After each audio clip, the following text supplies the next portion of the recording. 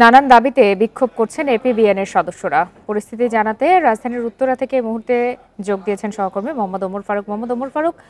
নানান দাবিতে বিক্ষোভ করছেন এপিবিএনের সদস্যরা। তাদের মূল দাবিগুলো আসলে কি এবং সেখানকার পরিস্থিতি কিভাবে বা কারা সামাল দিচ্ছেন? প্রিয় নাম্বার সেট করে বিকাশে সেন্ড মানি করুন ফ্রি।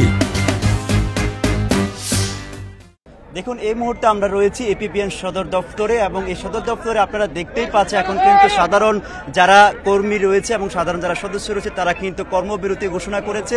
আমি যদি আমার সহকর্মী বাকিকে বলি একটু দেখানোর জন্য, দেখুন এই সহকর্মীরা কিন্তু তারা চাচ্ছে এই যারা আছেন তারা কিন্তু তারা 11টি দফা দিয়েছেন। তারা বলছেন এই পর্যন্ত যারা তাদের সহকর্মীকে হত্যা করা হয়েছে এই সহকর্মীদের সংখ্যা প্রকাশ করতে হবে, তাদেরকে রাজনৈতিকভাবে ব্যবহার করা যাবে না, তাদেরকে যেই ধরনের সুযোগ সুবিধা দেওয়ার কথা সেগুলো তারা দিচ্ছে না। তারা বলছেন যারা তাদের ঊর্ধ্বতন কর্মকর্তা তাদেরকে নানানভাবে তারা কাজে ব্যবহার করেন এবং তারা চাচ্ছে যে এগুলো যেন আসলে কোনোভাবে তাদেরকে ব্যবহার করা না হয় সেই বিষয়টি তারা কিন্তু বলছেন।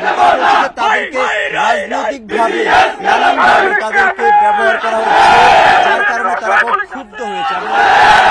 যে এপিবিএন এর যিনি প্রধান তাদের যে দাবি দেওয়ার সাথে সহমত প্রকাশ করেছেন, তারা কিন্তু বলছেন যতক্ষণ পর্যন্ত তাদের প্রজ্ঞাপন আকারে দাবিগুলো প্রকাশ না হবে ততক্ষণ তারা আসলে তারা গায়ের পোশাক পরবেন না এবং তারা কর্মবিরতি করছে। আপনাদেরকে দেখানোর চেষ্টা করি, দেখুন তারা কিন্তু শুরু থেকে তারা কিন্তু এখানে প্রতিবাদ করে যাচ্ছে, আন্দোলন করে যাচ্ছে এবং এপিবিএন এর সদস্যরা তারা বলছেন পুলিশের পক্ষ থেকে যে 11টি দফা হয়েছে তাদের পক্ষ থেকে যে 11টি দফা দেওয়া হয়েছে সকল দফায় কিন্তু তারা আসলে পালন করতে হবে।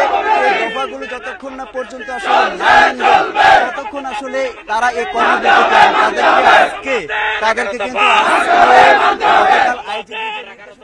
জি, আমরা বুঝতে পারছি যে এপিবিএন এর সদস্যরা নানান দাবিতে তাদের স্লোগানগুলো তুলে ধরছেন, স্লোগানের মাধ্যমে তারা দাবি দেওয়াগুলো তুলে ধরছেন। ওমর ফারুক, আপনাকে ধন্যবাদ।